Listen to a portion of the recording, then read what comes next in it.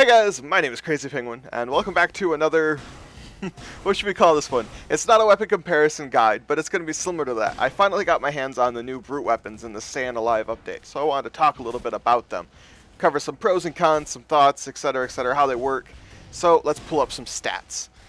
First off, we have the Gladiator, which does over 1,000 damage, 1,120 actually in a direct hit.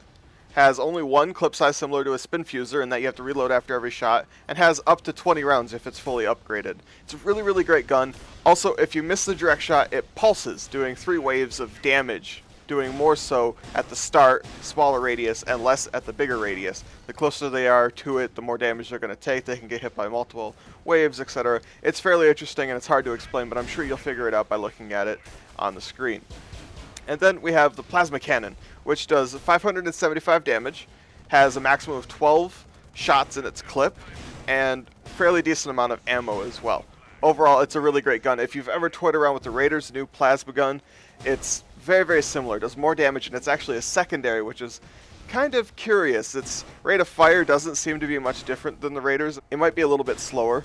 But overall, it's pretty similar to a spin fuser with a faster rate of fire and lower damage, so it's a little bit more consistent. On top of that, also something to take note of is the projectile is much slower, so it can be a little bit more difficult to aim. It's just different. So let's talk a little bit about these guns. First off, let's talk about the Gladiator. Gladiator is really unique and interesting.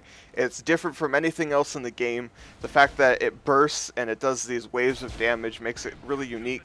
But one thing that I really want to mention is that it's very punishing. It is great for different aspects, but when it comes to using it as a dueling weapon when you're fighting other players, if you don't get the direct shot, the chances are they're going to be nowhere near the projectile when it finally explodes. There's such a long delay.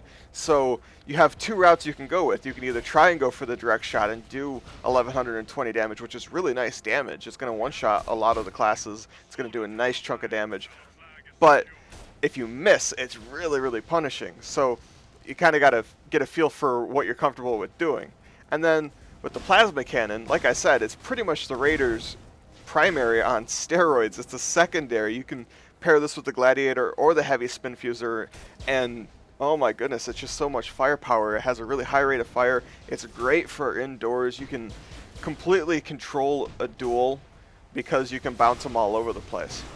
Overall, it's a really great gun. I just don't know what they were thinking making it a secondary, honestly. Be interested to see how it plays out long term, but so far so good. The Brute never really had a niche, and this helps him greatly indoors.